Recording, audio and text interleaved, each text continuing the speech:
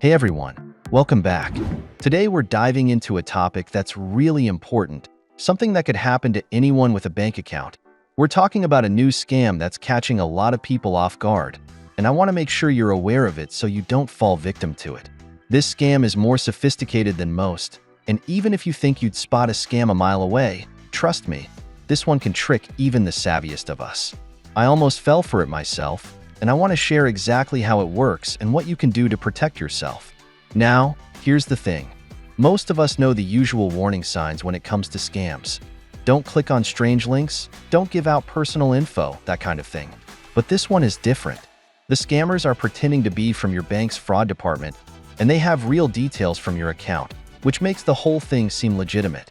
They knew my card number, my recent purchases, even my address. That's why it's so dangerous. It feels real because they've done their homework. So today, I'm going to break down what happened to me, how these scammers operate, and most importantly, what steps you can take to avoid getting caught in their trap. Here's how it started for me. I got a phone call from someone claiming to be from my bank's fraud department. They asked me if I had made a certain purchase, a small amount that seemed random but possible. Of course, I hadn't made the purchase, so I told them no, and I was relieved they were catching this so-called fraudulent charge. They thanked me and then asked about a few other recent purchases I had made, and those were all legitimate, so I didn't think anything was off. Next, they told me they were going to send me a new ATM card, just to be safe. They had all my details, my card number, expiration date, even the 3-digit security code on the back, and they knew my mailing address. So when they said they were sending the new card to my address, it all sounded totally legitimate. At this point, I still didn't suspect anything, but then they sent me an email to confirm everything, and that's when I started to feel uneasy. Normally, when you get a phishing email, there's something off, like a strange email address or some typos. But this one looked almost perfect. That's why it's so important to double-check where the email is coming from. If the domain isn't an official one from your bank, it's a huge red flag. They didn't stop there, though. They sent me a text message with a 6-digit code, and again, it all looked legit. The text even appeared to come from my bank's name. That's how sophisticated this scam was. But when they asked for my PIN, that's when I knew something was wrong. And here's the bottom line. Your bank will never ask for your PIN over the phone. If you're ever asked for that kind of info, hang up immediately. No legitimate bank will ask for that. I told them I wasn't comfortable giving out my PIN, and they tried to pressure me, saying they couldn't help me unless I provided it. That's another tactic they use. They try to make you feel like something bad will happen if you don't act right away.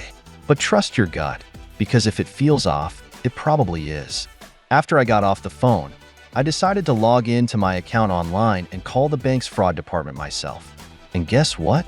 There was nothing wrong with my account. They confirmed that no fraudulent activity had been reported, and most importantly, they told me that they would never ask for a PIN number like that. What's more, they told me the scammers had tried to change the mailing address on my account to somewhere else, so they could get my new card and empty my account. That's how they were planning to do it. Scary, right? So, here are the big takeaways. First, never give out your PIN or any sensitive information over the phone, no matter how convincing the caller sounds. Always call your bank directly if you think something is wrong. Second, be wary of anyone who pressures you to act quickly. Scammers love creating a sense of urgency to make you act without thinking. Also, it's a good idea to keep an eye on your account by setting up text alerts for purchases made with your card. That way, you can catch any unusual activity right away. And lastly, make sure any communication from your bank is legit. Always check email addresses carefully, and if you're ever unsure, don't hesitate to hang up and contact your bank directly. I hope this story helps you avoid a similar situation. If you've had any experiences like this or have any tips to share, let me know in the comments. Let's look out for each other and make sure we're all staying safe from these kinds of scams. Thanks for tuning in and stay safe.